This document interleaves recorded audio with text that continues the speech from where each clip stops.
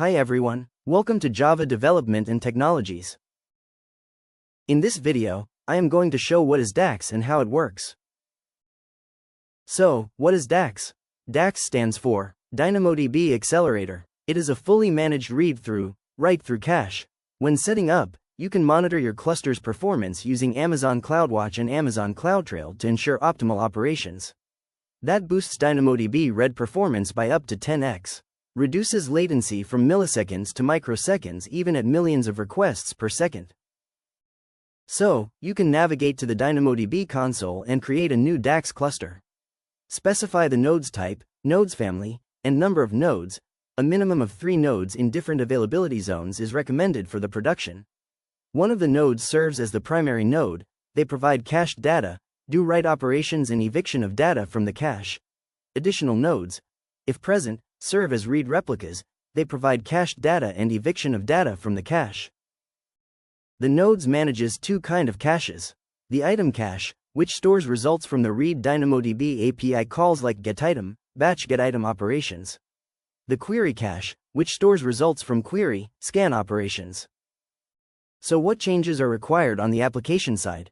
It requires very minimal changes on the application side. Integrate the DAX client SDK into your application code, which is available for Java, Python, Node, JS, .NET, and Go. How to access DAX from the EC2 instance? For this, create a subnet group to place the cluster nodes and define security groups to control access. You add an ingress rule to your security group to allow incoming network traffic from the EC2 instance. But how DAX will communicate with DynamoDB? For this, ensure DAX uses IAM roles and policies effectively to manage access to the DynamoDB. Let's see how write operations work. When your application writes data, DAX intercepts the write. The primary node writes the item to the DynamoDB first, and then updates its internal cache on all nodes to ensure consistency.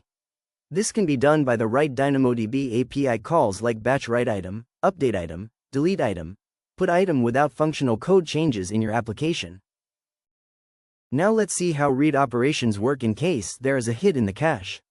It's simple. DAX provides the data to the application from its cache without interacting with the DynamoDB. Now let's see how read operations work in case there is a miss in the cache.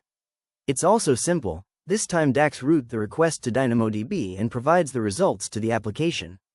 In addition, DAX stores those results in the cache. What about high availability, fault tolerance? What if the primary node fails? DAX automatically fails over to a read replica and designates it as the new primary node.